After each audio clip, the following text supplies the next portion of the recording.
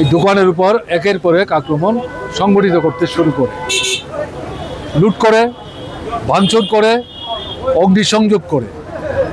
তাতে পুলিশ অফিসাররা ভূমিকা নেওয়ার চেষ্টা করেন, তাতে পুলিশ আক্রান্ত হন, আহত হন। এবং ব্লকের যিনি বিডিও খবর পেয়ে তিনি এসেছিলেন, তিনিও আহত হন, তার মাথা ফেটে যায়। সেখানে তাকে সম্ভবত ফায়ার ব্রিগেডের বন্ধুরা তাকে নিয়ে হাসপাতালে যাওয়ার চেষ্টা করে।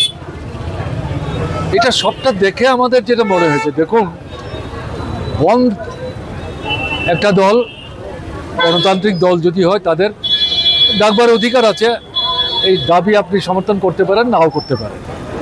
তাতে শতভাগ মানে দোকানি তারা বন্ধ অংশগ্রহণ করবেনই এমন তো ঘটনা না। একটা অংশ দোকান বন্ধ অংশগ্রহণ নাও করতে পারে। আমরাও তো বন্ধ করেছি, তো আমরা সরকারেও ছিলাম, কিন্তু আমরা তো পিকেটিং করতাম না।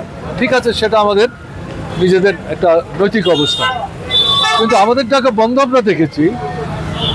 একটা অংশ দোকানপাট খোলা থাকতো, কেমন না, কিছু ছোট্ট অংশের গাড়ি ঘোড়া চলতো, কিন্তু তাদের উপর তো কোনো আক্রমণ সেদিন সংগঠিত করেছে কেউ, এই ধরনের কোনো অভিযোগ কিন্তু আমরা শুনি। কারণ এটা আমাদের দৃষ্টিভঙ্গি না।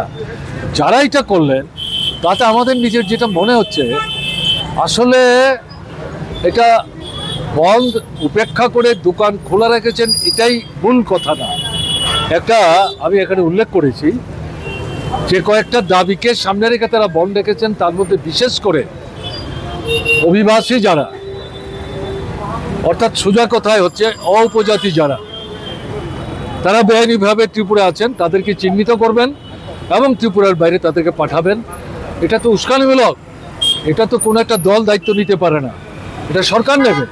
সর্বভারতীয় ক্ষেত্রে যেমন কেন্দ্রের স্বরাষ্ট্র দপ্তর, রাজ্যের ক্ষেত্রেও স্বরাষ্ট্র দপ্তর একটা দল ঘোষণা করে দিচ্ছে, আমরাই চিহ্নিত করব, তালিকা নিখি তৈরি করছে, তারাই তাদেরকে বাছাই করে বের করবেন।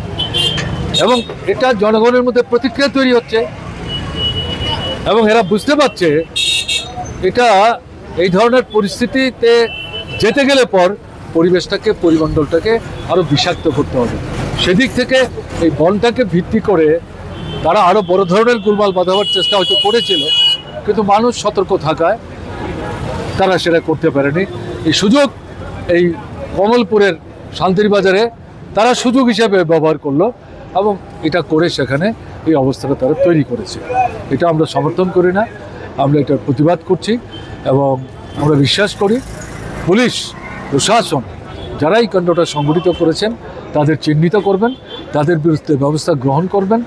যাদের দোকানপাট ভাঙচুর, লুটপাট, অগ্নিসংযোগ করলো তাদের পাশে দাঁড়িয়ে তাদেরকে সাহায্য করবেন।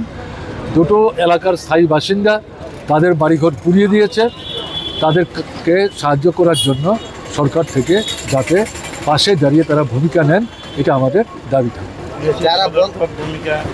যারা বন্ধ দেখেছে তাদের একজন হচ্ছে মথার বিধায়ক তিপ্রামথা, আবার তিপ্রামথা বিজেপির সাথে জোট রাজ্যে, তারপরে রাজ্যে এই ধরনের পরিস্থিতি, কি বলবেন?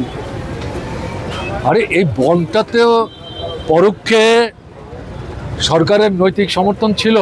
শেষ মুহূর্তে বেকায়দায় পড়ে মুখ্যমন্ত্রী আপনার জম্বুই জেলার কাছে তার একটা অফিস উদ্বোধন করতে গিয়ে তখন তিনি বক্তব্য রেখেছেন। বিজেপি দল কিন্তু বন্ধের বিরুদ্ধে কথা বলেছেন, আমরা অন্তত জানি না, আপনারা জানেন কিনা সেটা জানি না। কাজে এগুলো কি চলছে?